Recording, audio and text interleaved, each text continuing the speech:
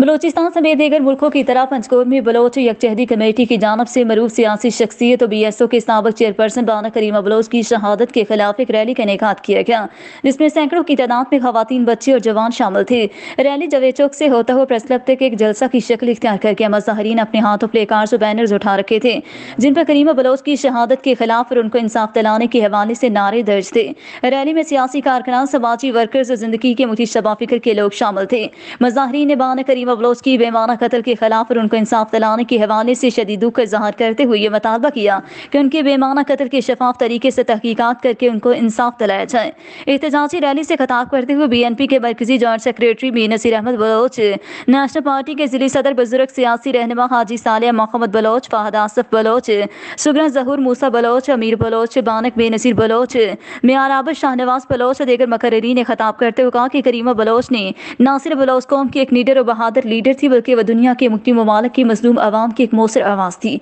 और उन्हें दुनिया के तमाम मजलूमों पर होने वाले जुल्म के खिलाफ आवाज़ बुलंद करके इंसानी हकूक की पामाली के खिलाफ हमेशा बोलते रहे। उन्होंने आलमी अदारों से अपील करते हुए मुतालबा किया कि करीमा बलोच के बेमाना कत्ल के खिलाफ शफाफ तहकीकात करके बलोच कौम और करीमा बलोच के लवाकिन को इंसाफ दिलाया जाए। उन्होंने कहा कि बलोच अपनी सरजमीन पर कई दहाइयों से जुल्म और नाइंसाफियों का शिकार रहा है, लेकिन बलोच कौम की दुश्मनों ने इस सरजमीन पर बलोच सियासी कारकुनों पर अपने जुल्म के तसलसल को बरकरार रखते हुए उसको मजीद वुसअत देकर दुनिया के पुरअमन तरीन ममालिक में बलोच सियासी कारकुनान जो जुल्म की चक्की में पिस रहे थे, उनको वहाँ भी एक एक करके निशाना बनाया जा रहा है। बाना करीमा बलोच और साजिद हसन बलोच समेत दीगर कारकुनान की पुरअमन ममालिक में कत्ल एक सवालिया निशान है। उन अक़वाम और ममालिक पर जो इंसानी हकूक और अमन का ड्रामा रचा रहे हैं। अगर दुश्मन एक पुरअमन सियासी कारकुन को बर्दाश्त नहीं कर सकता तो ये ताकतें हमें किस तरह हमें अपने बुनियादी हकूक देंगी। उन्होंने कहा कि इंतहाई दुख हुआ कि कनाडा जैसे एक पुरअमन मुल्क में एक बलोच खतून की बेमाना कत्ल होता है और कई दिन गुजरने के बावजूद उनके बेमाना कत्ल की तहकीकात एक अंजाम तक नहीं पहुंची है। करीमा बलोच की शहादत पर बलोच कौम फख्र करती है कि उन्होंने जुल्म के खिलाफ और मजलूमों के लिए